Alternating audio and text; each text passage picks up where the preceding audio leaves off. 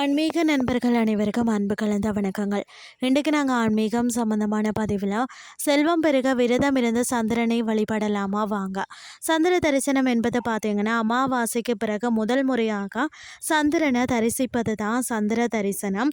ஒவ்வொரு மாதமும் அமாவாசைக்கு பிறகு வரக்கூடிய 3ஆம் நாளில் தான் வானிலை தெரியும். 3ஆம் பிறையை தரிசிப்பது தான் சந்திர தரிசனம் எனப்படும். இந்த நாளில் சந்திரனை வழிபடுவதால் பல நன்மைகள் கிடைக்கும் என்பது ஐதீகம். சந்திர தரிசனத்தின் முக்கியத்துவத்தை பார்க்கலாம் வாங்க. சந்திரன் பார்த்தீங்கன்னா சிவபெருமானின் திருமுடியில் அணிந்திருக்கும் அலங்காரமாக கருதப்படுகிறது. எனவே சந்திரனை தரிசிப்பது சிவபெருமானை தரிசிப்பதற்கு சமமாக கருதப்படுகிறது. சந்திர தரிசனம் குடும்பத்தில் ஒற்றுமையை அதிகரித்த மன அமைதியை தரும்னே சொல்லலாம். சந்திர தரிசனம் செல்வம் பெருகவும் ஆயுள் அதிகரிக்கவும் கண் பார்வை தெளிவாகவும் மனம் குழப்பம் நீங்கவும் உதவும்.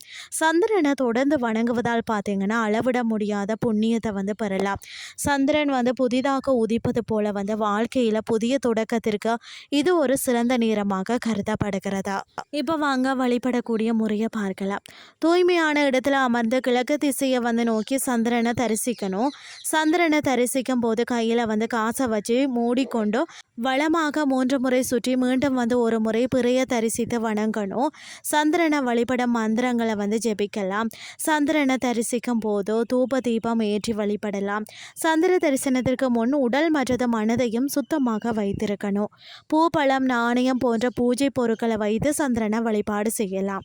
சந்திரனை தரிசித்து மனதார வேண்டிக் கொண்டாலே நாம மனதில் நினைச்ச காரியங்கள் உடனடியாக நிறைவேறும் என்பது ஐதீகம். அது மட்டுமில்லாமல் வளர்ப்புறை சந்திரனை தரிசிப்பது செல்வ வளத்தை பெருக்கும் என நம்பப்படுகிறதா. நம்மை வாட்டி வதைக்கக்கூடிய கவலைகளை நீக்கிய மனதிற்கு நிம்மதியையும் தரும். இன்றைய ஆன்மீகம் சார்ந்த பதிவு உங்களுக்கும் பிரயோசனமாக அமைஞ்சிருக்கும்னு சொல்லி நானும் நம்புகிறேன். இதே மாதிரி மற்றொரு ஆன்மீகம் சார்ந்த பதிவோடு உங்களை சந்திக்கிறேன். நன்றி.